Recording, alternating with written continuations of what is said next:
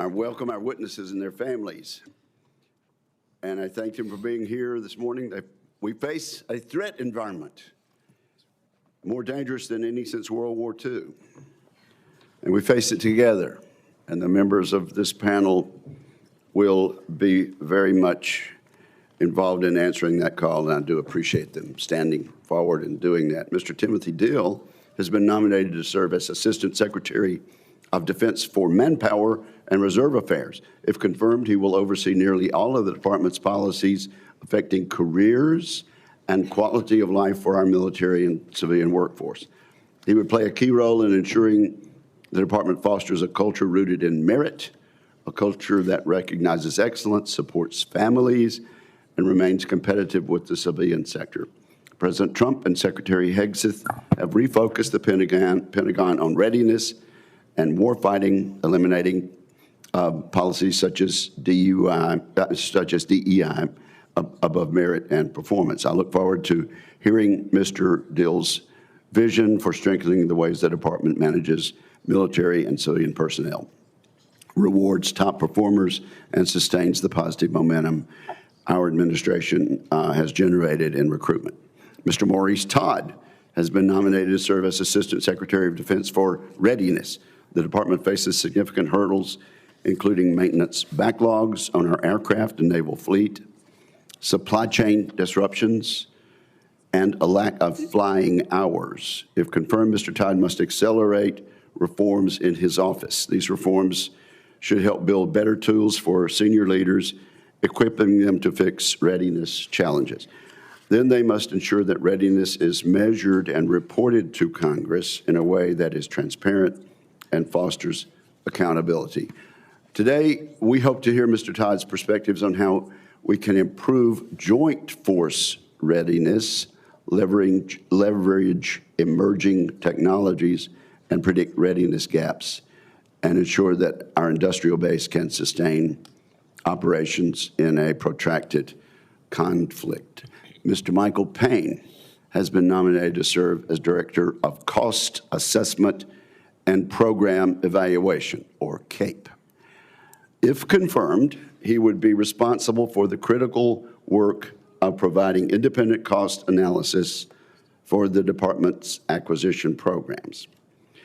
However, he would be also inheriting a fractured relationship with Congress, and we need to talk about that today. Congress previously considered actually fully de-establishing CAPE. Instead, Section 902 of the fiscal year 2024 National Defense Authorization Act was passed into law to reform the office. Unfortunately, there has been limited reform to date. Now the House Defense Appropriators have contributed their voice to the mix, adding a provision to shrink CAPE, a provision which I support. The Congressional Defense Committees routinely ask the department to justify massive decisions about DoD weapons programs. In response, we often hear that CAPE analyses and advocacy played a determinative role in these decisions and resulting setbacks.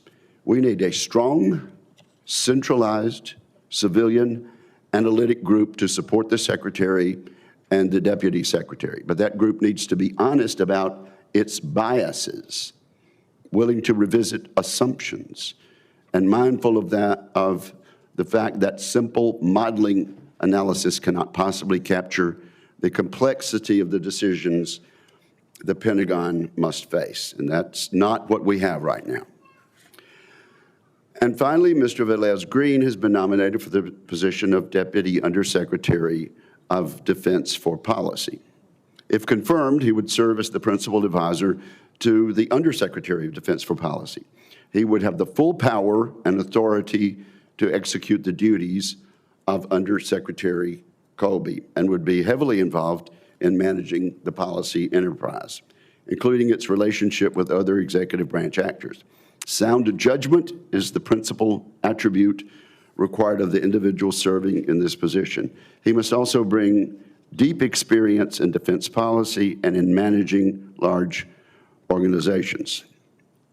Mr. Velez-Green no doubt watched the committee's hearing on Tuesday. He saw that many of this committee have serious concerns about the Pentagon's policy office and how it is serving the President of the United States and the Congress.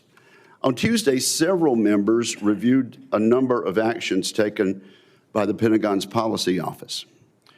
We discussed Ukraine security assistance, forced posture moves, AUKUS, Japan policy, the National Defense Strategy and where it stands, and more. I want to be clear from the outset of this hearing, we asked these questions based on extensive discussion with other administration personnel and with U.S. allies. We do not simply rely on articles from the press. No one at this dais takes everything the press says as gospel truth. Certainly, the president has been treated terribly by the media since he walked down that escalator.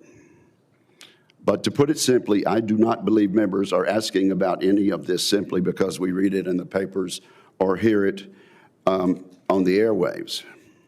Members of this committee are in regular contact with people inside the executive branch, both career civilians and political appointees.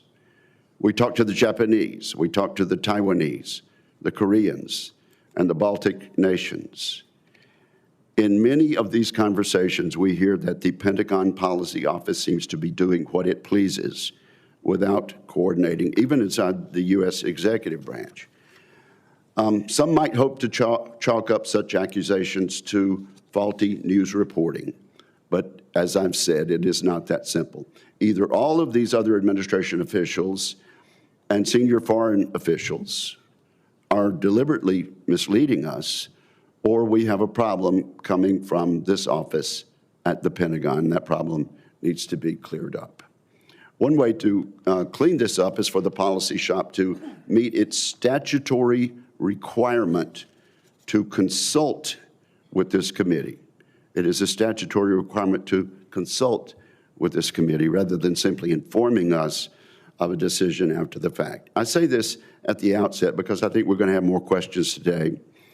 And as I said on Tuesday, I'm under no illusion that everyone involved in U.S. foreign policy agrees on everything. But we need a process that works for the president and the Article I branch of the government. Unfortunately, we do not have such a process at this moment. That makes it more difficult for the president and the Congress to align our national security against Xi Jinping and all the other junior partner dictators. During today's hearing, I hope to hear how Mr. Velez-Green would improve the policy office's performance so that it aligns more closely with the president on these consequential matters and so that the office works and consults with Congress in a productive way.